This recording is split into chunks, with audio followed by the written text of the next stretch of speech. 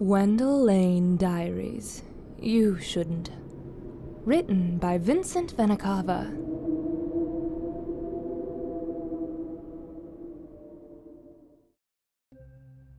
Disclaimer.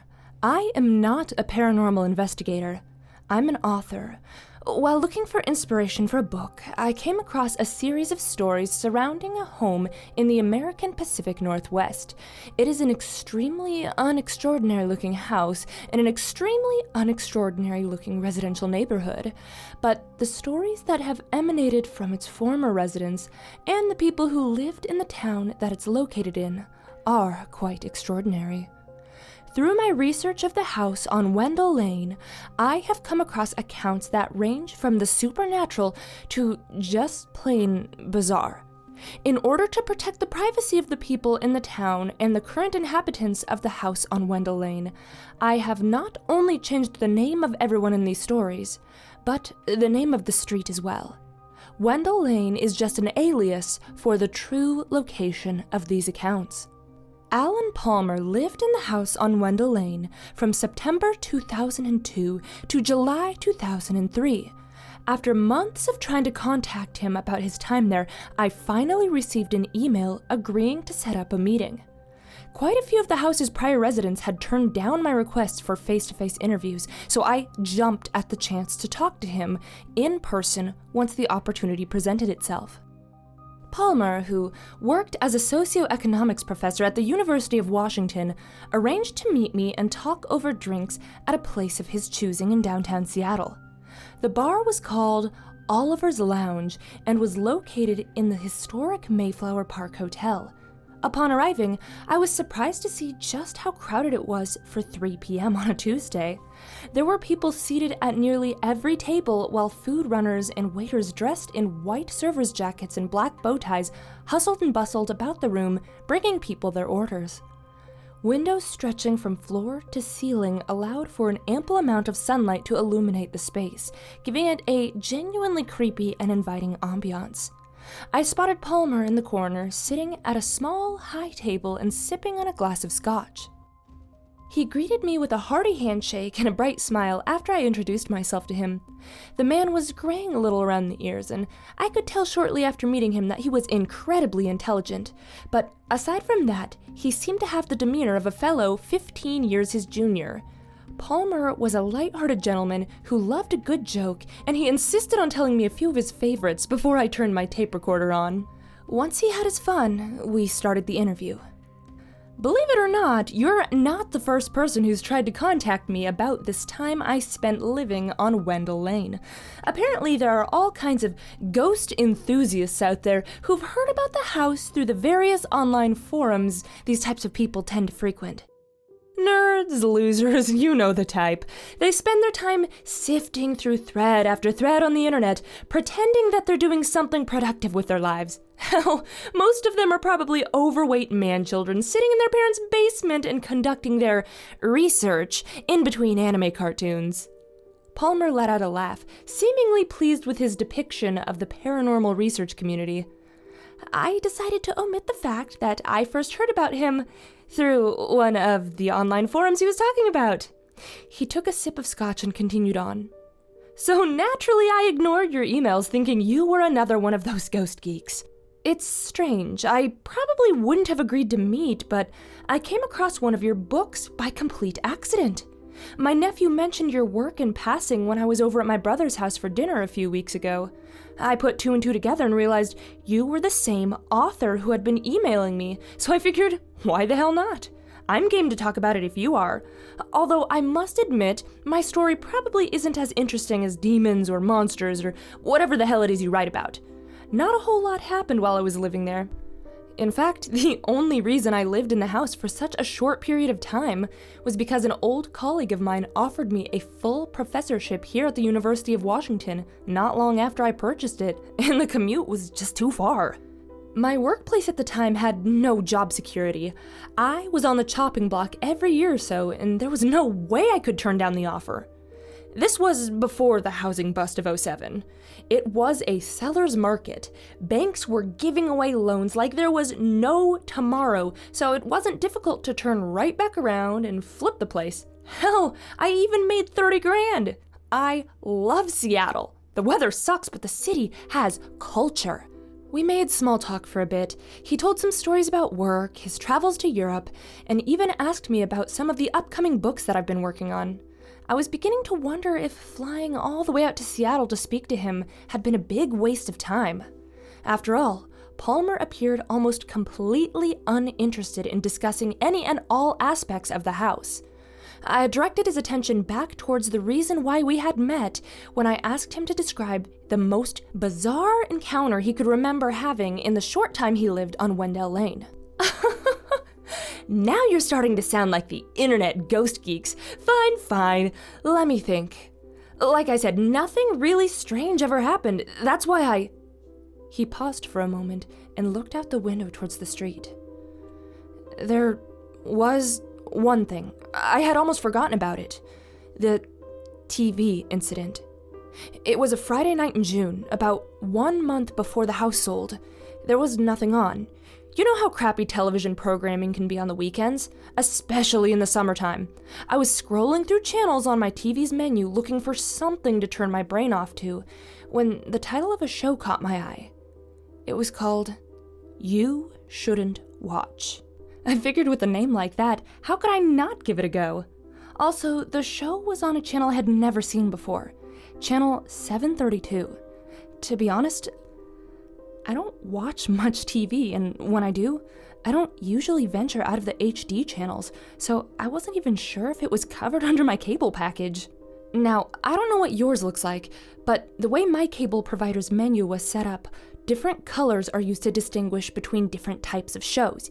You get green for sports, purple for movies, and blue for everything else.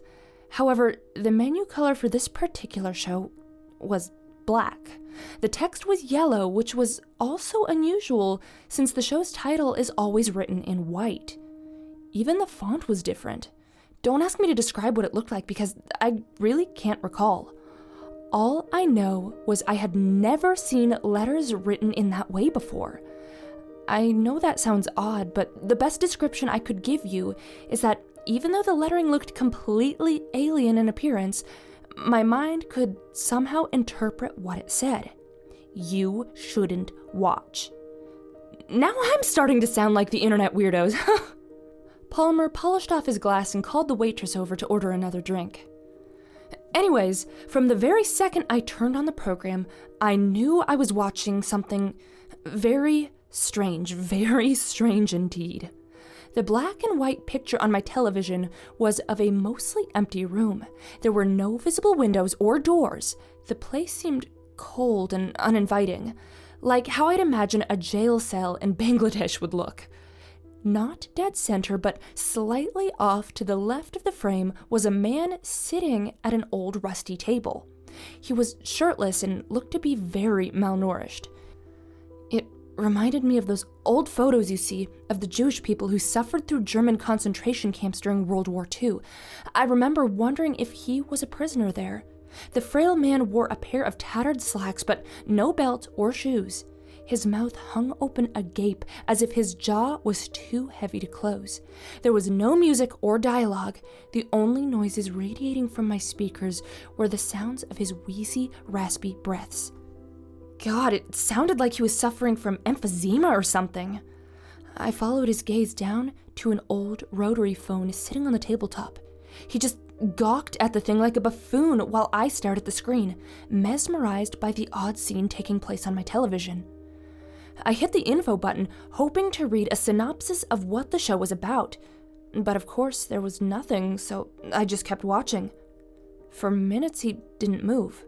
I giggled to myself for a bit. You know, the way you do when something makes you uncomfortable and your brain thinks laughing will ease the tension?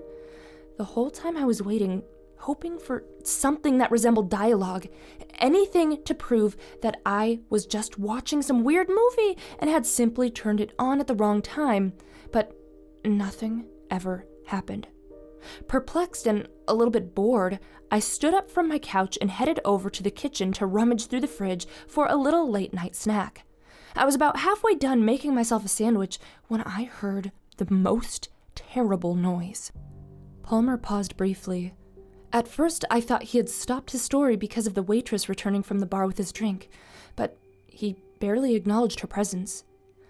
The man was caught up in deep thought, as though he had just remembered something important. When he finally began speaking again, the tone of his voice had completely changed. Gone was the chipper, upbeat persona I'd come to know him by. Palmer was clearly distressed. It sounded horrible, like a dying animal. I remember an awful sensation of nausea washing over me. It was the strangest thing. There was an ominous feeling in the air, too. Death, ruin, calamity, all hanging over my head. Once I realized that the noise was coming from the television, I put down my sandwich and hurried back towards the living room. The scene on the TV was essentially the same, except now the sickly-looking man had turned his head up toward the ceiling and was howling and groaning in the most unpleasant of ways. The longer I watched, the more it made me feel like I was going to retch. The whole thing was utterly abhorrent. The man would moan for 30, maybe 40 seconds at a time before stopping suddenly. Then he would take another deep, wheezy breath, and the terrible sounds would begin anew. I cringed as I took it all in. My visual and auditory senses were being assaulted by the most disagreeable of stimuli, and I was still fighting off the urge to vomit all over my living room carpet. Just when I thought things couldn't get worse, the man, still groaning mind you, turned his head in the direction of the screen and stared straight into the camera. The thing is, I was certain he was looking directly at me. That's what it felt like. It was almost as if we were in the same room. I probably should have turned off the show, but after minutes of nothing, something was finally going on, and I felt compelled to keep watching even though I was suffering immensely. I stared into the glazed-over eyes of the sickly-looking man until he turned his attention down towards the phone sitting on the table.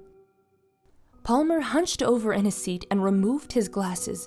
He seemed visibly shaken. The 42-year-old econ professor clasped the bridge of his nose between his thumb and index finger and let out a deep sigh.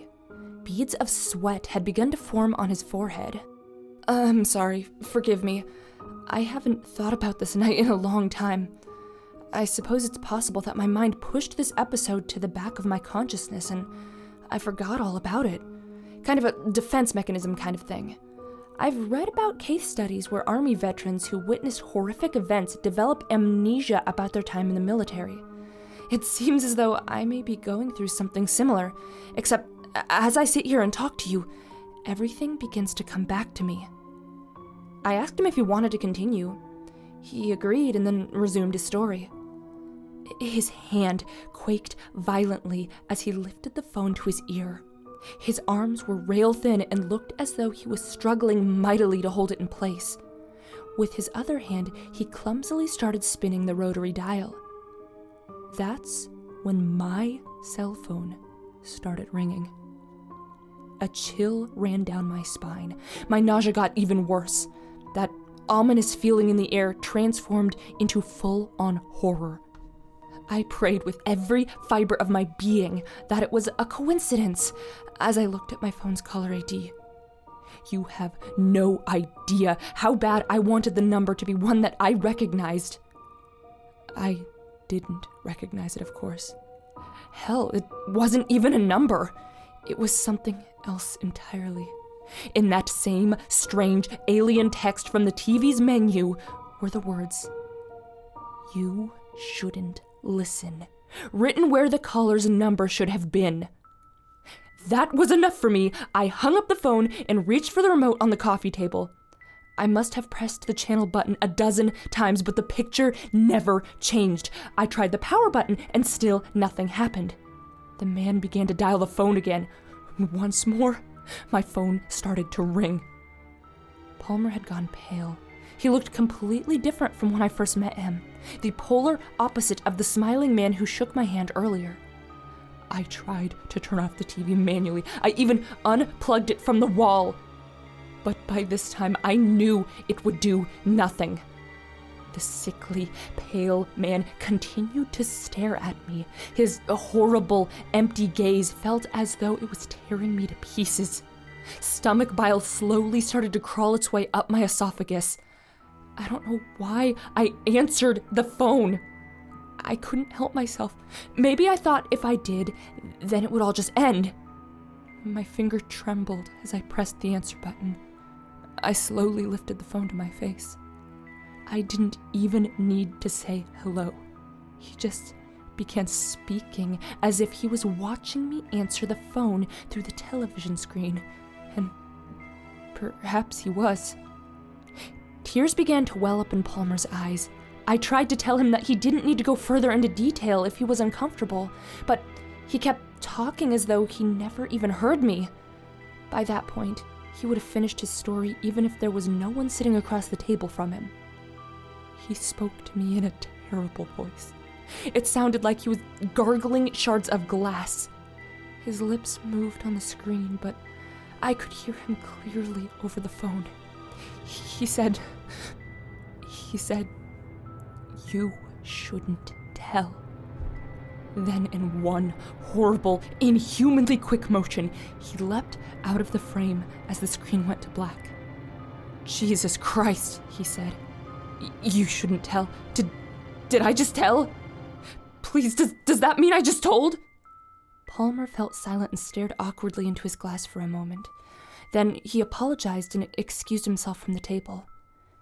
It was the last I saw of him that night. He sent me a text message 15 minutes later explaining that he had to go home and instructing me to charge the bill to his tab. I tried to contact him once I got back to California, but he never answered my calls or emails. A few weeks later, I found out what happened to him after performing a simple Google search of his name. 12 days after Alan Palmer and I met to talk about the house on Wendell Lane, he was found dead in his Seattle home. There was no sign of a struggle or forced entry. However, due to the horrific nature of his death, Seattle PD does believe that he was murdered. Palmer's body was discovered in front of the television on his living room couch, missing ears, eyes, and tongue. Well, that's it for today's chilling story. Vincent Vena Cava is a well-established author who's made his mark in our little horror community. I would highly recommend reading more of his works, many of which you can find published in his own books. I'll link to more of his information down below. Anyways, my darlings, that's all we have time for today. And until next time, remember, stay creepy.